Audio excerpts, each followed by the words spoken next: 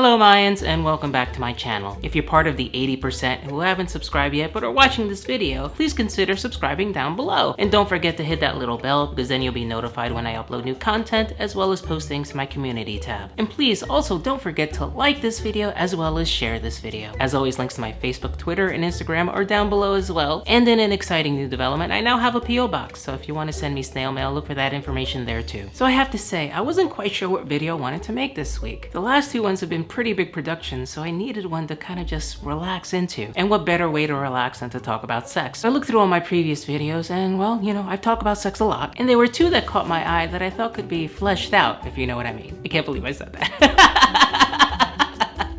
I've already made a video on making love to a pre-op transgender woman, and a couple months ago I also did a video based on questions you guys sent me on what it's like to have sex after surgery. So I thought I would take inspiration from both those topics and talk about making love to a post-operative transgender woman. I mean, based on some of the private messages I get, a lot of you are interested in that. So the first thing I think you need to know is that post-operative transgender women are, well, we're kind of like unicorns. I don't know if anybody has the exact numbers, but I hear anywhere from like 10 to 14% of us actually go on to have the surgery, by which of course I mean bottom surgery. So if you're very lucky enough to come across one of us who consents to have sex with you, that is a pretty big deal. And of course, if you happen to be that transgender woman, it's an even bigger deal. I know that it took me months and months, actually almost a year, before I had sex for that very first time after my surgery. And that of course was a threesome because, you know, I do it big.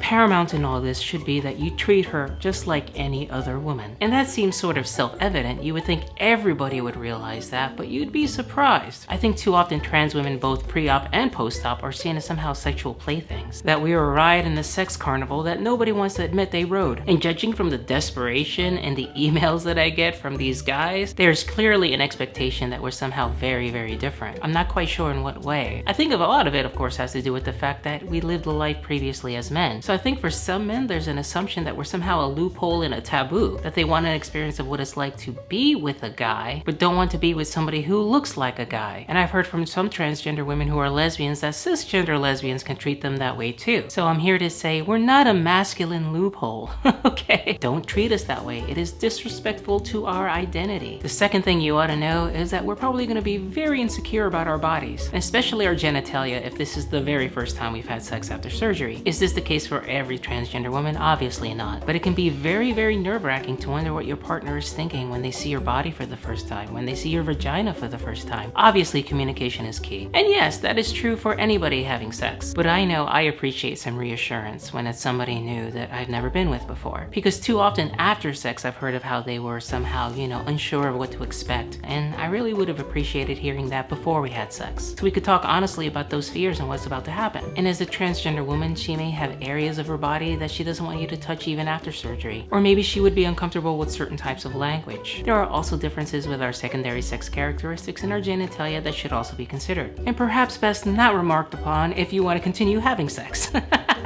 For instance, our breasts. For many of us, our breasts may be smaller than the average cisgender woman's. There's a variety of factors that go into that, including when you transition in terms of your age, as well as family history and all the rest. I would say the expected size of our breasts tend to be the #1 topic when it comes to starting on hormone therapy. How big are they going to get? Should I get breast implants? When should I get breast implants? Will the size of my nipples change? The size of my areolas? Suffice it to say, when you actually do see her breasts, maybe don't point out that her nipples are especially small. That's all I'm gonna say. I think it's probably a good general rule to always be complimentary of whoever you're with. Now, as far as the function of those boobs, treat them like you would any other woman. She might like you to touch them. She might like you to suck on her nipples, all that kind of stuff. For all that, the same as any other woman. And her body in general. Once you've laid out the go and no-go zones, you know, just have fun. Go to town. Stroke, lick, touch, and kissing. Oh my God, don't forget kissing. Never forget kissing. I love kissing. It's one of my favorite things in the world. I need to call my girlfriend.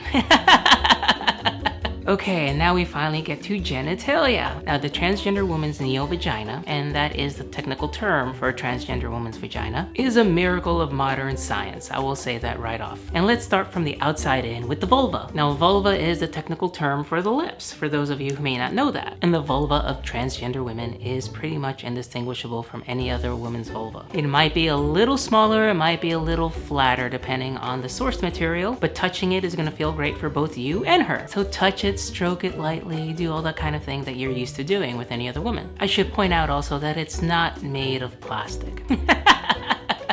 I know that seems like a silly thing to mention, but I once got in a Twitter war with somebody who was trying to convince me that a transgender woman's vagina is nothing like a cisgender woman's because it is made of plastic. And of course her meant artificial and that we wouldn't be able to feel anything. And that is far, far, far from the truth. And of course once you get inside, there are some differences that aren't really any kind of difference at all, which seems like an odd thing to say, but it's true. Beginning with that in general, depending on surgical technique, our inner labia is going to be rather small. Of course there are a lot of cisgender women with small inner labia, so we're not really different than cisgender women in that regard. The only thing that actually makes it different is the fact that the great majority of us have small inner labia. I can't say the same thing for cisgender women. Doesn't make ours superior or in any way inferior. And of course all vulvas and labias and the rest are beautiful. And what's unbelievable is that it all looks like it's supposed to be there. It doesn't look like it was stitched together. The parts that are supposed to be pink look pink. The parts that are not supposed to look pink don't look pink. By the way, that entire area in there, all that pink beautiful skin, it is all sensitive. I can feel every inch of that. And yes, with modern techniques, we also do have a clitoral hood and a clitoris, and it's going to be exposed by basically a little opening right underneath the clitoral hood. And if you were to push down and feel in that area, you can actually feel not just the exposed part of the clitoris, but the part that's like hidden underneath as well. I know from touching mine, I can feel like a bump there, basically, a little bump. It's not much. And I know from reading Dr. Marcy Bowers' FAQ on her website, and yeah, she was my surgeon, if you press repeatedly on the vulva right over where the clitoris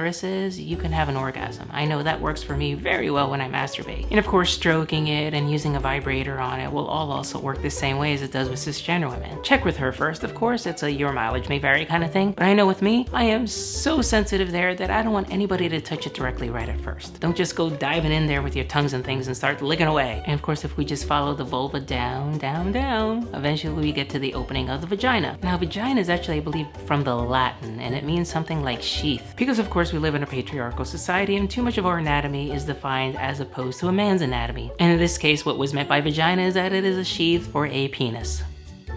It is with the vagina of a transgender woman that you need to be especially considerate. Now, why? The vagina was constructed, of course, by separating the muscles that already exist there, and then lined with former penile skin and scrotal skin. Not that you would visually notice any of those things or even necessarily be able to feel the difference, except that that skin doesn't happen to be especially stretchy. That combined with the fact that our pelvic openings tend to be a little bit more narrow means that you're probably not going to be sticking very, very big things in there.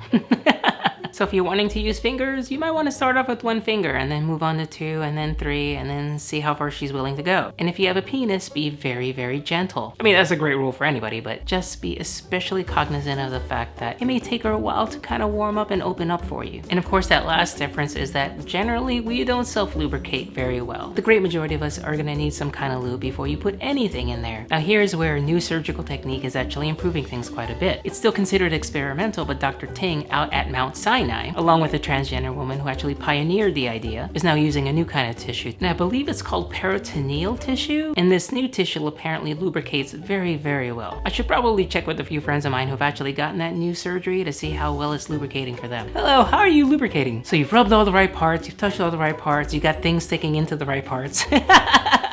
And now you're having sex with a transgender woman. Congratulations for getting that far. At that point, it really doesn't become very much different than having sex with any other woman. Check in with her. Make sure it's still feeling good. Make sure the lubrication is still doing its job of lubing things up. Feel free to use toys. I love toys. And make sure she gets out of the experience what she wants. You should probably know that yes, transgender women can also be multi-orgasmic. And then when you're done laying there in post-orgasmic bliss together, don't look over at her and go, wow, that was just like having sex with a regular woman.